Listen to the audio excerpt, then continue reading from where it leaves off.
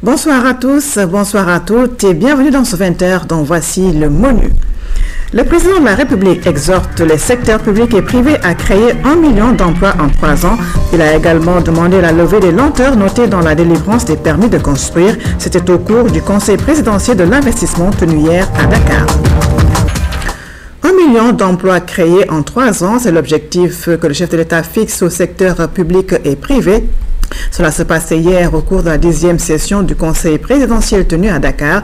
Occasion également saisie par le chef de l'État pour demander la levée des lenteurs observées dans la délivrance des permis de construire, nous dit Alassane Cissé.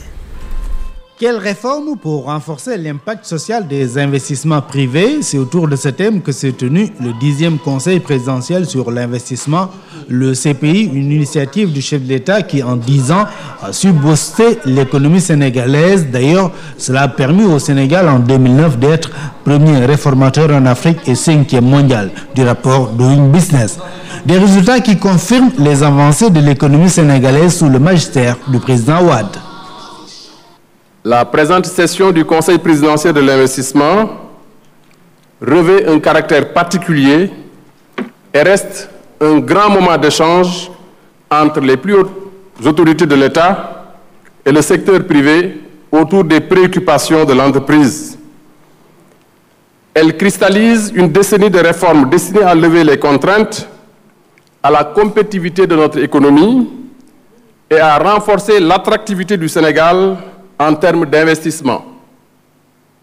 Ce cadre unique de dialogue a été inspiré par la vision de son Excellence Maître Abdoulaye Wade, qui, dès son accession à la magistrature suprême en 2000, a amorcé une rupture fondamentale dans la stratégie de développement destinée à promouvoir l'investissement et la croissance.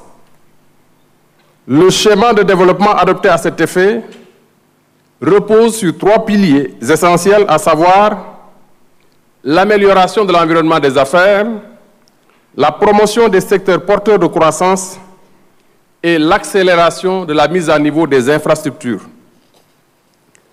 Pour optimiser les potentialités de notre économie, la nouvelle démarche privilégie les mécanismes de marché en vue d'une meilleure allocation des ressources et d'une régulation efficace de l'activité. Le secteur privé joue désormais un rôle déterminant dans la création et la distribution de richesses. Pour garantir le succès des réformes, il faut un suivi, une évaluation de la mise en œuvre des réformes, de même qu'il faut achever d'adopter un nouveau code des impôts, sans oublier l'organisation, la sécurisation et la valorisation des ressources, des axes qui ont articulé la suite du discours du Premier ministre.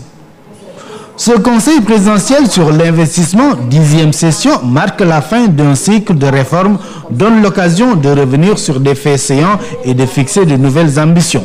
Ces propos ont servi d'entame au discours du chef de l'État, Maître Abdoulaye Wade, qui a salué l'engagement du secteur privé, mais aussi celui du secteur public pour permettre les résultats du Conseil présidentiel sur l'investissement.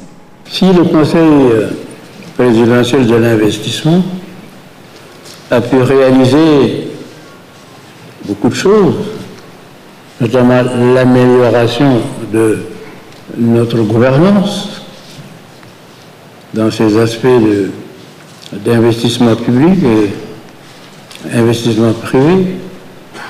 C'est bien grâce à des hommes et des femmes qui acceptent de porter notre vision, mais aussi et surtout qui ont le souci de sortir les hommes et les femmes en situation difficile de notre pays de la pauvreté. Je voudrais tout particulièrement saluer l'engagement de tous les acteurs du secteur public et privé. Engagement qui s'est manifesté au fil des années, à travers la motivation dont les représentants ont fait preuve au sein des groupes de travail du Conseil présidentiel de l'investissement, comme pendant nos rencontres annuelles. À travers eux, je félicite le secteur privé pour sa grande mobilisation pour participer pleinement au dialogue sur les politiques publiques et aux activités des organes délibérants des structures d'appui et autres cadres de concertation. Les chefs d'entreprise nous ont manifesté à diverses occasions leur adhésion à notre option de faire du secteur privé le moteur du développement. Assurément, aucun pays ne peut éradiquer la pauvreté sans un secteur privé fort qui entreprend, investit, crée des emplois et renforce les capacités des travailleurs.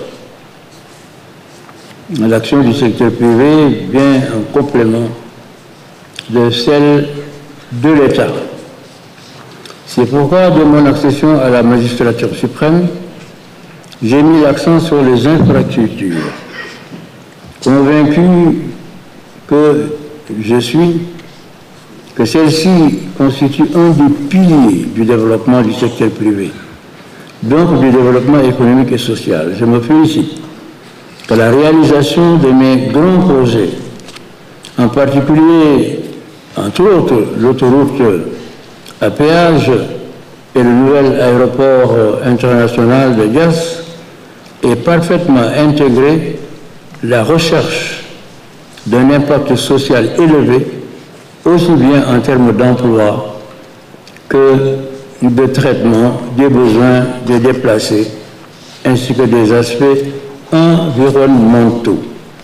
D'une manière plus générale, à travers nos politiques et programmes dans les secteurs des télécommunications, des transports, ports et aéroports, de l'eau et de l'électricité, nous visons à la fois le renforcement des capacités individuelles et collectives de production, l'extension de l'accès aux services sociaux, l'amélioration des services publics et la prévention des risques et de la vulnérabilité. Dans le secteur particulièrement stratégique de l'énergie, le gouvernement a mis en place le plan TACL, plan de sortie de crise et de relance du secteur, dont l'exécution rigoureuse donne déjà des résultats tangibles et encourageants par rapport aux objectifs programmés. La compétitivité et la croissance constituent le moyen, le bien-être, la finalité des politiques et réformes mises en œuvre, ajoutera le chef de l'État qui veut la création d'1 million d'emplois d'ici 3 ans. Notre pays est en majorité constitué de jeunes et de très jeunes. Nous avons besoin de créer plus d'1 million d'emplois d'ici à 3 ans, au plus tard. Nous ne devons pas perdre de vue que le chômage est devenu une préoccupation au niveau mondial. Aucune économie n'y échappe aujourd'hui. Même nos jeunes émigrés dans les pays développés sont aujourd'hui affectés par le fléau du chômage. Mais ce n'est pas une raison pour baisser les bras. Cette pression doit nous conduire à des ruptures profondes. Il y a des innovations majeures dans nos politiques et programmes. Nous ne pourrons pas réussir ces ruptures sans le concours du secteur privé. L'État doit cependant être la locomotive, tout au moins en attendant que notre secteur privé se développe suffisamment, pour donner un signal fort en plaçant l'emploi au centre de toutes les politiques et décisions publiques. Cette 10e édition du Conseil présidentiel sur l'investissement a permis de présenter le rapport national sur la compétitivité de l'économie sénégalaise. Un rapport qui a nécessité 12 ans de travail. Un rapport qui met en exergue les bons qualitatifs de l'économie du Sénégal. Il est d'ailleurs revenu au ministre d'État, ministre de l'économie et des finances, Abdoulaye Diop, de présenter à l'assistance la compétitivité de l'économie du Sénégal. La compétitivité nationale qui a fait la synthèse de ces différents déterminants est liée dans le rapport à la productivité avec laquelle sont utilisées les ressources humaines, financières et naturelles en termes d'originalité ou de qualité et d'efficience intégrées dans les produits offerts. À la base de la compétitivité nationale se trouve la stabilité politique, macroéconomique, sociale, culturelle, qui est un des traits distinctifs de notre pays. L'image globale qui ressort du rapport décrit une économie qui progresse, certes sous l'effet des chocs exogènes des années 2006 à 2009, le taux de croissance a connu des baisses ponctuelles, mais depuis 2010, vous l'avez rappelé, Monsieur le Président, la croissance du PIB par habitant s'est inscrite à nouveau dans une dynamique positive. 10 ans de réforme de l'environnement des affaires et de la promotion de l'investissement, c'était le point focal de la présentation de Mme Aminata Niane, ministre directeur général de l'APEX, qui, chiffre en main, a démontré le bilan positif du CPI et des réformes entamées depuis lors. Le CPI, Monsieur le Président de la République, c'est 10 années de travail. 10 années après qu'en 2002, vous avez décidé de tourner la page aux concertations classiques gouvernement-patronat qui faisait toute une litanie des principales contraintes sans qu'il y ait un suivi, sans que ça soit suivi d'actions, de décisions et de réformes. Donc une innovation majeure. Mais c'est surtout des dispositifs, des outils opérationnels renforcés au fil des années, des groupes de travail, des comités techniques de suivi, des points focaux dans chaque ministère, des conseils interministériels, des ateliers techniques, des études stratégiques, et beaucoup de communication sur différents supports. En chiffres, vous avez, Monsieur le Président de la République, régulièrement présidé ici au Méridien Président, depuis 2002, 10 sessions du Conseil présidentiel de l'investissement. Donc nous vous en remercions très sincèrement pour cette constance.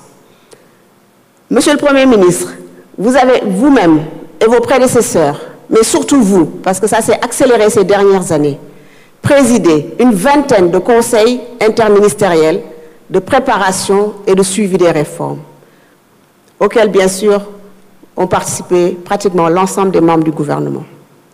Monsieur le secrétaire général du gouvernement, vous avez présidé toutes les semaines, tous les vendredis, vous présidez une réunion hebdomadaire de suivi des décisions du Conseil présidentiel de l'investissement, et cela depuis 10 ans, ainsi que vos prédécesseurs. Toujours en chiffres, nous avons 5 groupes de travail. Nous avons recensé 120 réunions de groupes de travail par an, depuis 10 ans. Des dizaines d'ateliers thématiques organisés par différents ministres dans différents domaines. Les bons résultats de l'économie sénégalaise seront aussi contenus dans le rapport du Conseil interministériel sur le CPI, confirmé par le représentant du secteur privé. Monsieur le Président de la République, mes premiers mots seront pour vous.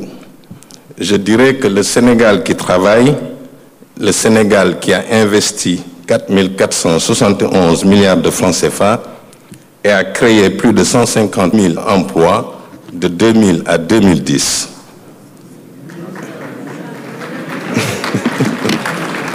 Ce Sénégal qui garantit aussi tous les jours, aux côtés de l'État, notre socle de protection sociale. Ce Sénégal-là vous dit merci, Monsieur le Président de la République. Merci de l'attention que vous portez à l'entreprise en améliorant l'environnement des affaires.